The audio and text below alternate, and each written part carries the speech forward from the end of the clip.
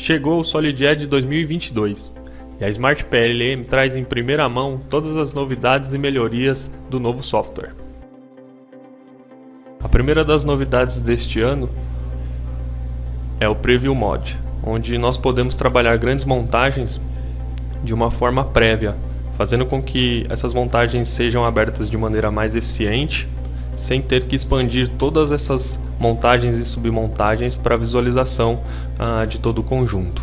Caso desejamos trabalhar uma submontagem de maneira única, podemos abri-la e a partir daí trabalhar como se estivéssemos editando qualquer componente dentro dessa montagem. Uma outra novidade que nós temos são placas de reforço.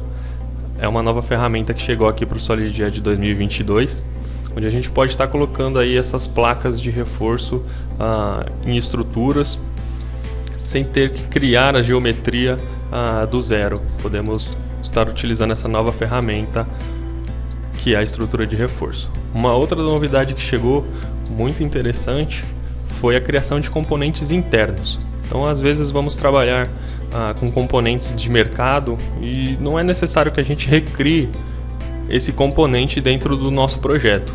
Então, uma solução que foi encontrada foi criar esses componentes internos, que nada mais é do que a criação do componente dentro da submontagem, mas sem termos esse armazenamento de informações dentro do nosso computador. Então, a gente cria a partir do ambiente de montagem e esse componente ele vai ser visto apenas nesse ambiente de montagem. Então, a gente não guarda essa informação para dentro do computador. Então, ele funciona utilizando aí alguns elementos da montagem para a gente poder estar trabalhando e criando esse componente. Ele basicamente funciona com qualquer tipo de arquivo. Então, a gente pode estar trabalhando sheet metal, pode estar trabalhando um ponto par normalmente. E a gente consegue usar elementos da montagem para a criação desse componente, além de poder colocar qualquer tipo de material dentro dele. Uma coisa muito legal é que para esse componente de montagem interna, a gente consegue criar aí as relações automaticamente dentro dele. Então, se a gente precisar movimentar, ele já vem integrado com umas relações de montagem das quais nós utilizamos para a criação desse componente. Uma outra coisa muito legal para a nossa tecnologia assíncronas esse ano é a criação aí da ferramenta de radial. O que ela faz?